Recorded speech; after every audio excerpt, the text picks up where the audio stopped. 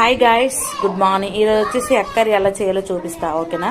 First cut చేసుకున్న onion వేసుకున్న తర్వాత మన దగ్గర ఉన్న పచ్చిమిరపకాయలు, తర్వాత మనం కట్ చేసుకునే ఉంచుకునే టమాటా ముక్కలు వేసాక కొంచెంసేపు మగ్గాలి. మగ్గిన తర్వాత అందులో పసుపు, కారం, సాల్ట్, అల్లం వెల్లుల్లి పేస్టు, నెక్స్ట్ మన దగ్గర ఉంటే కొంచెం బెల్లం కూడా వేసుకుంటే టేస్ట్ వస్తుంది. తరువాత మనం చింతపండు పులుపు అనేది కొంచెంసేపు పిసుకుని వేసుకుంటే చాలా బాగుంటుంది. ఎందుకంటే బెల్లం, చింతపండు పులుపు రెండు కూడా టేస్ట్ వస్తాయి, చాలా బాగుంటుంది.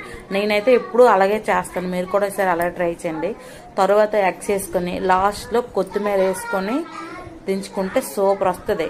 మీకు వీడియో మీరైతే ఎప్పుడు ఎగ్ కర్రీ ఎలా చేస్తారో నాకు కామెంట్ చేయండి. నేనైతే ఎగ్ కర్రీ ఇలాగే చేస్తా. అక్క, మీరు ఎగ్ కర్రీలో చింతపండు నెక్స్ట్ బెల్లం ఎందుకు వేసారంటే అది టేస్ట్కి మాత్రమే, టేస్ట్ చాలా బాగా వస్తుంది, ఓకేనా? వీడియో నచ్చితే లైక్ చేయండి, షేర్ చేయండి, సబ్స్క్రైబ్ చేయండి, ఓకేనా? Thank you, bye.